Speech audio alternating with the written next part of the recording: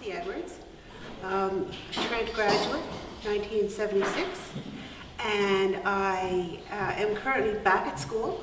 I'm doing a PhD at the Belzelli School in International Affairs. I have spent 34 years working largely overseas on issues of international peace, security, diplomacy, and development. And we got to the point where I figured it was time to go back and think about how we could make the world work better. Because the toolkit available to us these days is not sufficient for what we need for the 21st century problems. I find the whole process of working with people in their 20s fantastic. I love teaching, and it's been a chance to reflect on what was an amazing career. I was Canadian High Commissioner in Kenya in the 90s, and then later on High Commissioner to South Africa at the turn of the millennium, and went on to India, where I had the opportunity of being High Commissioner and the first Canadian ambassador to Bhutan, which is something very special. Right? Well, the great interests in my career were first human rights and security. How could we work better in failed and fragile states? And second, and fundamentally, how could we work on the whole issue of global poverty? Because of course the roots of all conflict can be found in terms of inequality and the lack of essential resources for the poor.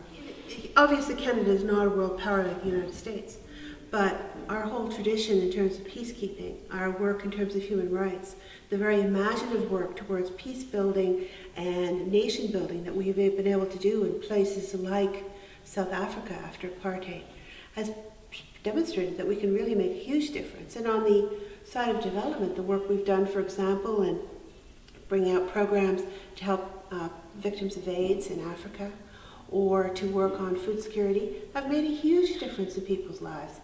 I think the Canadians can be enormously proud of what their money has been able to do as investment in making the world a much better place.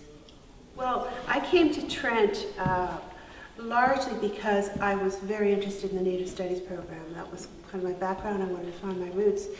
But I had an equal interest in how poverty manifested itself around the world. And what I admired about Trent was that they really were able to understand that issues of development and issues of conflict around the world were the same, whether they took place in the Canadian High Arctic or whether they took place in Latin America. So for me, it was a really strong, integrated understanding.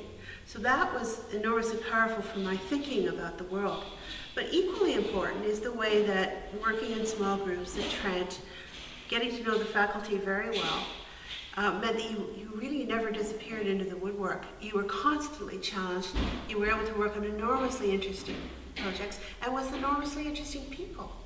And I think that made a huge difference. Over the world, I've met incredibly fascinating people. But it started with meeting some really amazing people at Trent. Right. Well, last year I was lucky enough to be named as the Ashley Scholar, which meant I got to work with the undergraduates in the environment program and also in the international development program, and that was fantastic.